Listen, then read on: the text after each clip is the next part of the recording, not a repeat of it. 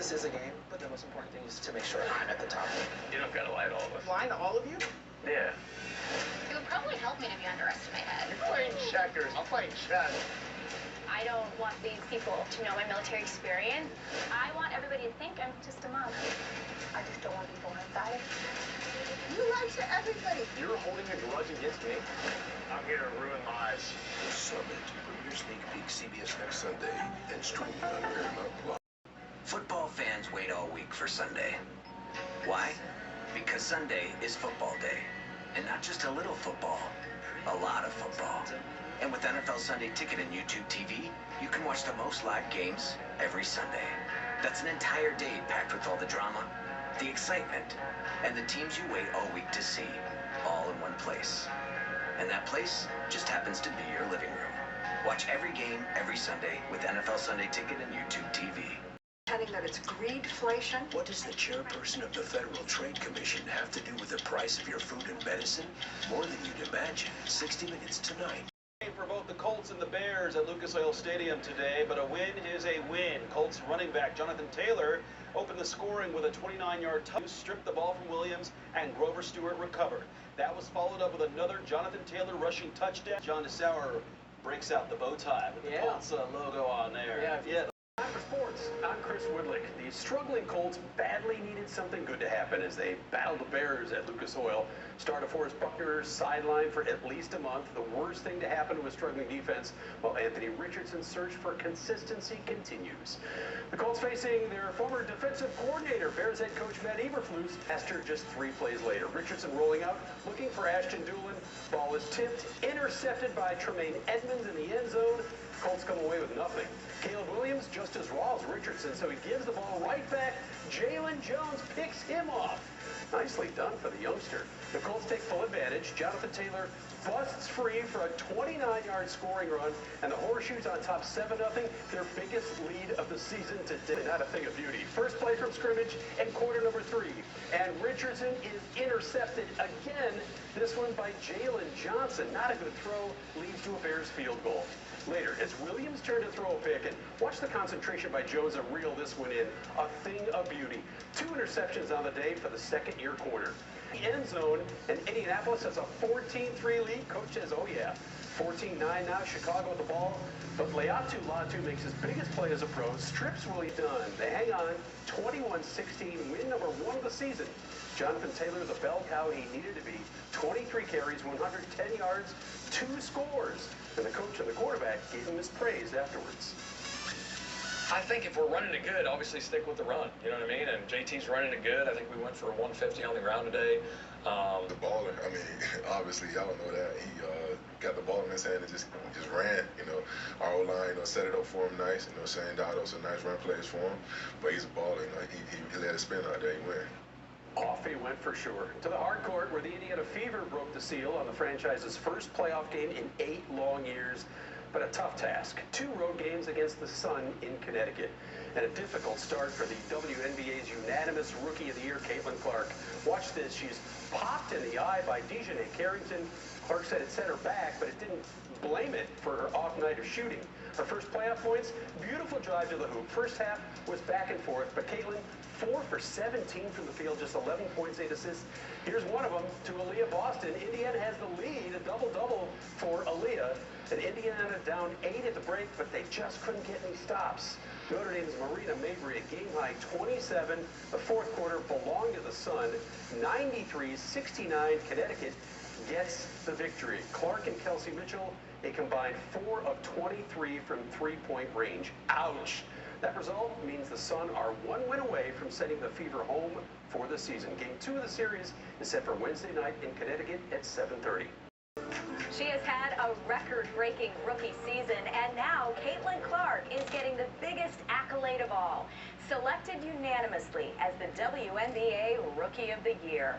That announcement comes, of course, as the Fever return to the playoffs for the first time in 8 years. Our Dominic Miranda is live at the Mohegan Sun Arena, where the Fever just wrapped up Game 1 against the Connecticut Sun. This was a tough one, Dom. It was a tough one, but it was a great environment at the small but mighty Mohegan Sun Arena here in Connecticut. Like you said, the Fever back in the postseason for the first time since 2016, and they looked the part of a young team kind of new to the postseason. The Sun controlling this game really from start to finish. It was a struggle shooting the ball for Indiana as they fall in game 1, 93-69. Plenty of Fever fans in New England for this one. A charged-up Mohegan Sun Arena ready for WNBA Playoff basketball. Game 1 between the Fever and Sun. It was a slow start for both teams. Aaliyah Boston helps that. Off the behind-the-back dish from Kelsey Mitchell. She puts it in. Later, Caitlin Clark driving, dishing to Mitchell. The step back, the triple. Give me the hot sauce. Money from distance. It was Connecticut, though, who behind stifling defense took an 8-point lead into the halftime break. Indiana just 3 of 15 from three-point range in the first half. Second half action here. C-squared looking to get going. Delivers the pizza to the rim. Scrumptious. Later, great ball movement. Clark to back Benlay to Boston to the 10. Sun still keeping the Fever at arm's reach. How about a Caitlin Clark 3? Few and far between in this one, but that step back triple rings true. Unfortunately, the Sun really controlled this basketball game from start to finish, pulling away in big fashion at the end. Fever dropped game 1 to Connecticut, 93-69. Felt like I got good shots. They just didn't go down. And obviously a tough time for that to happen. We were right there, and I felt like we just played a crappy game. Like, the flow of the game was really bad. I don't know if that was the referee, and it was probably partly us, because we struggled to get stops at times, but also, like, the clock getting messed up. It was one thing after the next. We scored 69 points, and we go back and watch this. I didn't really say much because I want to go back and watch and just kind of see. But I think we just, these guys are going to shoot the ball a lot better on Wednesday, and that's going to make a huge difference. And, the first 3 quarters we battled. I think we got rattled in the third a little bit when they started hitting they hit some shots.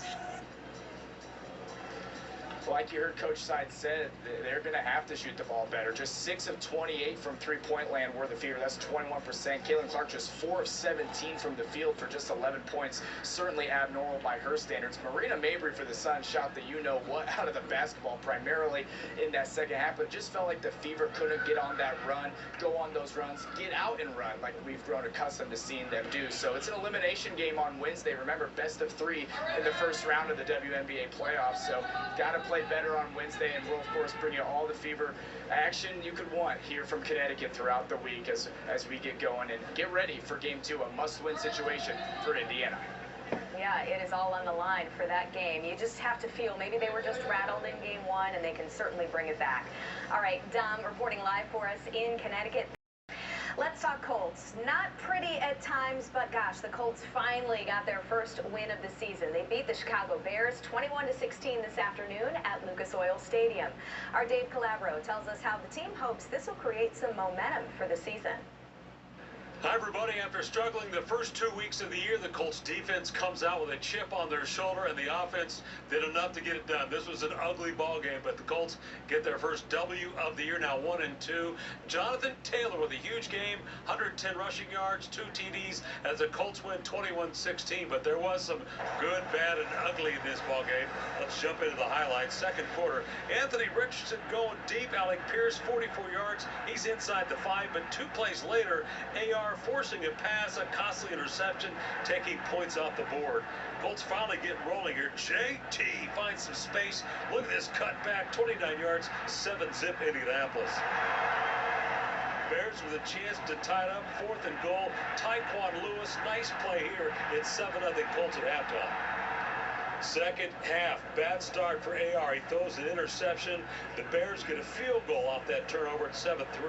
Colts score late in the third. It's Trey Sermon getting some help from his friends. 14-3 as he's getting pushed into the end zone there. In the fourth, Caleb Williams with his first career TD, a solid pass. Chicago back in it, it's 14-9. But the Colts defense does the rest. Leatu Latu coming up with a big strip sack right here. Grover Stewart gets the ball. And then Jonathan Taylor, one more touchdown, 21-16, Colts win. Now we all needed that, just to change the mood around, around our facility. Of course, everybody has been working real hard to, get our first victory. We did that. We're just happy right now. It's good to get in the win column now finally. You want to start off the year with a win early. So finally being able to do that, I think it was special though. Like, it's always good when you get to do it at home. And just like that, the Colts are 1-2, second in the AFC South, with the Steelers coming to town next week. Much better to have a team that's 1-2 and not 0-3.